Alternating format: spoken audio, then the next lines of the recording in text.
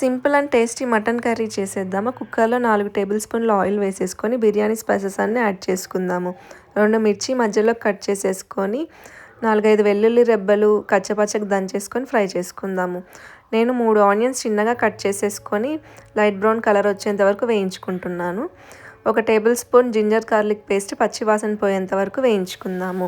నేను 1/2 kg mutton తీసేసుకున్నాను. కుక్కర్లో వేసేసి ఒకసారి తిప్పేసుకుంటున్నాను. 2 టేబుల్ స్పూన్ల ఉప్పు, 1/2 టేబుల్ స్పూన్ పసుపు వేసేసి మళ్ళీ ఒకసారి తిప్పేసుకుందాము. తర్వాత కుక్కర్ మూత పెట్టేసి కుక్కర్కి విజిల్ పెట్టకుండా మూత పెట్టాలి. 15 నిమిషాలు ఉడికించేసుకుందాము. 15 నిమిషాలు తర్వాత కుక్కర్ మూత తీసాక మటన్లోంచి నీళ్ళు వస్తాయి. ఒకసారి తిప్పేసుకొని 3.5 టేబుల్ స్పూన్ కారం, 1 టేబుల్ స్పూన్ ధనియాల పొడి, 1/2 టేబుల్ స్పూన్ జీలకర్ర పొడి వేసేసుకొని ఒకసారి తిప్పేసుకొని 2 నిమిషాలు మూత పెట్టి ఉడికించుకుందాము.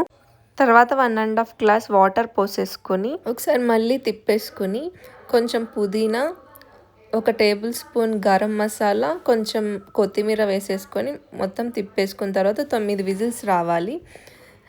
9 విజిల్స్ వచ్చిన తర్వాత మటన్ ఉడికిందా లేదా చూసుకున్న తర్వాత ఫైనల్గా కొంచెం కొత్తిమీరతో గార్నిష్ చేసేసుకుందాము. అంతే, simple and tasty mutton curry ready. నా ఛానల్ నచ్చితే ప్లీజ్ సబ్స్క్రైబ్ చేసేసుకోండి. మీరు కూడా కర్రీ ఎలా ఉందో ట్రై చేసి కామెంట్ చేసి చెప్పండి.